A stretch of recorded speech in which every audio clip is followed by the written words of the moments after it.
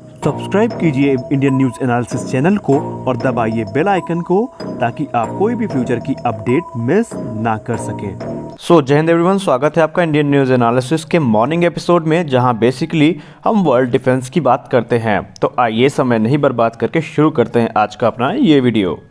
पहली अपडेट पाकिस्तान से आ रही है। दरअसल पाकिस्तान में इस समय रूस के जो सुरक्षा बल हैं वो पहुंच चुके हैं, जहां पर वो संयुक्त युद्धाभ्यास या संयुक्त अभ्यास करेंगे। रूस के विशेष सुरक्षा बलों का एक जत्था संयुक्त सैन्य अभ्यास के लिए बृहस्पतिवार को पाकिस्तान पहुंच गया है। पाकिस्तानी सेना ने ये जानकारी दी है। पाकिस्तानी सेना की ओर से जारी बयान में कहा गया कि पाकिस्तान और रूस के बीच में ये 5वां संयुक्त सैन्य अभ्यास है।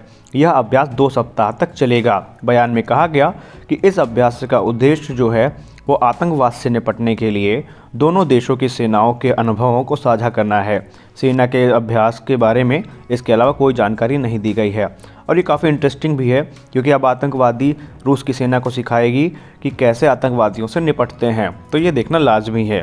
वैसे अगली हमारी अंतिम खबर भी जो है वो इन्हीं को लेकर के है, लेकिन आइए पहले जान लेते हैं इसके पहले की खबर क्या है।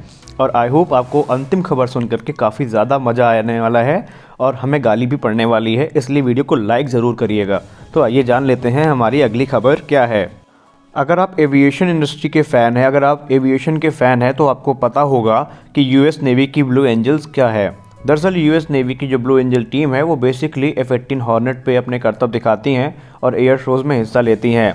लेकिन कल इनको लेकर के एक बड़ी अपडेट आई। अपडेट में ये बताया गया कि 34 साल के बाद अब यूनाइटेड स्टेट्स की जो नेवी है वो अपने F-18 हॉर्नेट को विदा कह चुकी है, और उसके लिए बाकायदा उन्होंने फेयरवेल फ़्लाइट का आयोजन भी किया था। अब ऐसा नहीं है कि ब्लू एंजल की जो टीम है वो पूरी ख़त्म हो चुकी है। दरअसल F-18 को हटा करके अब F-18 सुपर हॉर्नेट्स पे इनकी ट्रेनिंग शुरू कर दी जाएगी। जी हाँ, क्योंकि अब ये एयरक्राफ्ट काफ़ी पुराने हो रहे थे, इसलिए इनको हटा दिया गया।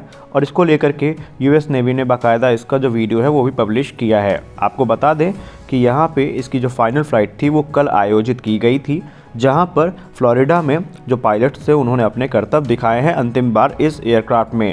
फिलहाल यहाँ पे आपको पता होना चाहिए कि ये जो लीगेसी हॉर्नेट एयरक्राफ्ट हैं ये काफ़ी लंबे समय से ब्लू एंजल का हिस्सा थे, लेकिन अब समय के साथ बदलाव ज़रूरी होता है। इसीलिए अब यूनाइटेड स्टेट्स की जो एयरफोर्स है वो अपने हॉर्नेट की जगह सुपर हॉर्नेट्स को जगह देनी चाहती है, और इसके लिए बाकायदा उनमें स्पेशल मॉडिफिकेशंस किए गए हैं जो ब्लू एंजल टीम के हिसाब से बताए गए थे। तो अब हमें फ्यूचर में जो ब्लू एंजल्स की टीम दिखेगी अपने नए जहाज़ों के साथ, अब देखना लाजमी होगा कि वो एयर शो कितना शानदार होने वाला है। क्योंकि ब्लू एंजल हो या यूएस के थंडरबर्ड्स हों, ये सबका मन मोह लेते हैं अपने अविश्वसनीय करतबों से। तो अब देखना लाजमी होगा कि कैसे ये लोगों का मन मोहते हैं। फिलहाल हम उम्मीद यही करते हैं कि ब्लू एंजल एक बार फिर से वापस आए और हम लोगों के सामने ऐसे ही करतब पेश करते रहे, जिसको देख करके हम अपना मनोरंजन कर सकें। काफ़ी लंबे समय के बाद रशिया से एक अच्छी न्यूज़ आई है, और अच्छी न्यूज़ ये है कि Su-57 की जो फाइनल प्रोडक्शन यूनिट है उनके 3 एयरक्राफ्ट इस साल डिलीवर कर दिए जाएंगे। और ये काफ़ी बड़ी बात है, क्योंकि Su-57 लगातार आलोचनाओं का सामना करता रहा है। कभी उसके टेक्निकल टर्म्स पे उसकी आलोचना हुई है, कभी उसकी प्रोडक्शन पे आलोचना हुई है। और FGFA को लेकर के जब भी भारत में बात की जाती है तो ये बात ज़रूर वहाँ मेंशन की जाती है कि अभी रशियन एयरफोर्स ने खुद उसको शामिल नहीं किया। हालांकि अब आप में से कुछ लोग कहेंगे कि आपने तो उनको उड़ते देखा है, तो यहाँ पे आपको बता दूँ कि जो एयरक्राफ्ट इस समय आप रशियन एयरफोर्स में देख रहे हैं Su-57, वो 10 प्री प्रोडक्शन यूनिट्स हैं जिनको रशियन एयरफोर्स यूज़ करती है। लेकिन अब दिसंबर से वो जो मेन प्रोडक्शन एयरक्राफ्ट हैं उनको यूज़ करना शुरू कर दिया जाएगा। और फिलहाल तो ये जो अभी पुराने एयरक्राफ्ट आने वाले हैं इनमें इडले 30 इंजन का इस्तेमाल किया जाएगा, जबकि जो नए होंगे उसमें AL-41FN इंजन का इस्तेमाल किया जाएगा, जो मुख्य तौर पर इसके लिए डिज़ाइन किया गया है। हालांकि अभी तक रशिया कोई नेक्स्ट जनरेशन का एडवांस इंजन के लिए डेवलप करने में नहीं सफल हो पाया है, लेकिन फिर भी माना जाता है कि ये इंजन काफ़ी ज़्यादा ताकतवर हैं।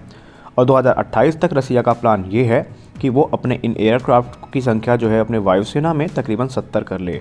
और ये ज़रूरी भी है, क्योंकि जिस प्रकार रशिया के बॉर्डर्स पर अमेरिका ने अपने स्टेल्थ फाइटर्स, स्टेल्थ बॉम्बर्स को तैनात करके रखा है, अब ये रशिया के लिए चिंता का विषय है। क्योंकि रशिया अगर इंटरसेप्टर की बात करें तो उनके पास इंटरसेप्टर के तौर पर जो सबसे प्रमुख है वो इस समय MiG-31 ही है।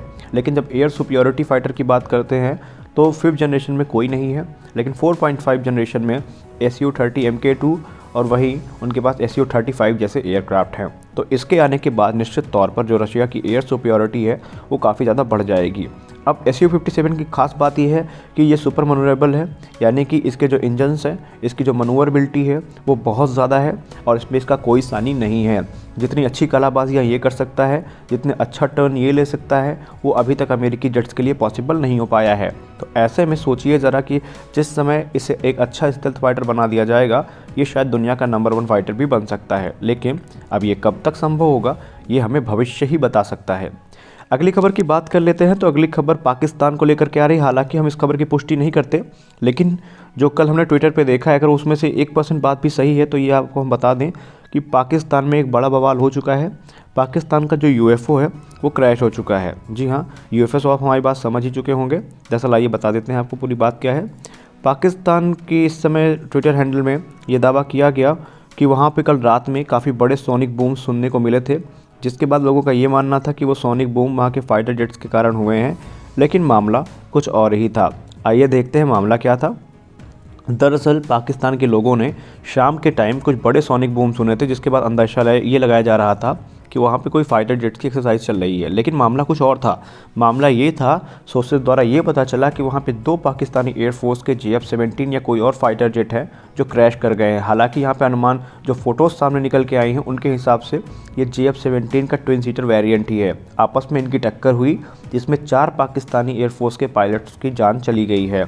इसमें जो पायलट्स के नाम हैं उसमें एक है flight lieutenant Mohammad Abbas, flight lieutenant Siraj Ahmed और स्क्वाड्रन लीडर दिलबार खान, और इसके आगे एक कोई और है जिनका नाम पता नहीं चल पाया है। फ़िलहाल यहाँ पे यही बात है। अगर इसमें 1% भी सच्चाई है तो JF-17 यहाँ पे टकरा चुके हैं। अगर आप हमारे इंस्टाग्राम को फॉलो करते हैं तो वहाँ पे हमने एक वीडियो भी इसकी शेयर की है, जहाँ पर आप लोगों को ये कहते सुन सकते हैं कि SO साहब ने इनका वीडियो बनाने से मना किया है। यानी वहाँ पे पाकिस्तान की पुलिस अपने काम में ऑलरेडी लग चुकी थी, लोगों को वीडियो बनाने से रोका जा रहा था।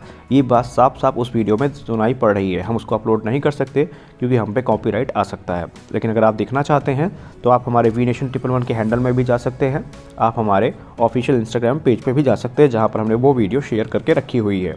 तो फिलहाल की अपडेट में बस इतना ही। मिलते हैं अपने अगले वीडियो में, तब तक के लिए जय हिंद।